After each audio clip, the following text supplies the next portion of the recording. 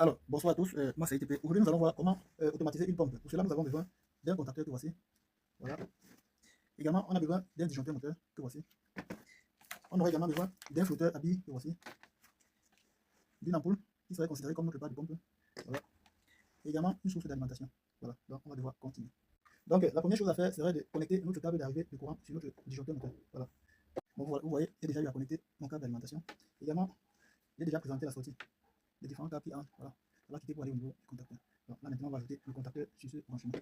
Donc, voilà, j'ai déjà connecté les deux arrivées de courant sur mon contacteur. Vous allez voir, le contacteur a 4 entrées et 4 sorties. Bon, j'ai préféré choisir les deux entrées du milieu là pour passer notre câble d'alimentation parce qu'on aurait besoin de passer notre câble sur ces éléments A2 et A1. Donc, raison pour laquelle on a évité le sens où le tuyau doit passer pour connecter ces branchements là. Donc, ce qu'on va faire maintenant, on va connecter tout simplement notre pompe à la sortie du contacteur. Voilà, on vient de connecter notre pompe de forage. Donc voilà notre installation qui est aussi simple. On va devoir continuer. Voilà la partie qui est la plus importante. Donc. Et tout ça va se jouer au niveau du contacteur. Donc ce qu'on va faire, on va prendre un morceau de câble comme ça. On va le connecter sur A1. Également, on va le connecter sur la phase de notre contacteur. On y va. Bon, vous voyez, voilà le morceau de câble qu'on a positionné sur A1 et également sur la phase du contacteur. Et maintenant, ce qu'on va faire, c'est quoi? On va prendre le câble du flotteur, une partie du câble du flotteur, donc on va utiliser la couleur noire et bleue pour que la pompe déclenche lorsque le flotteur va. Donc on va également prendre un fil de ce flotteur, on va mettre sur A2 et l'autre partie, on va le mettre sur le neutre de l'arrivée de courant. De cette façon, on va éviter que la phase passe dans le flotteur. Donc, voilà, on continue.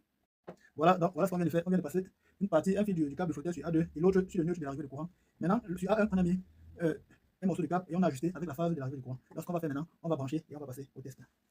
Bon voilà, c'est déjà sous tension. On va lancer notre disjoncteur. Voilà, c'est notre pompe. Là, le bac est plein. Là, le bac est vide. Là, il est plein. Là.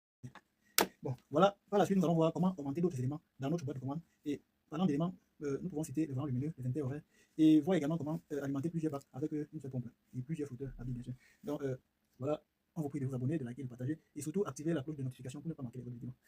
Ciao, ciao.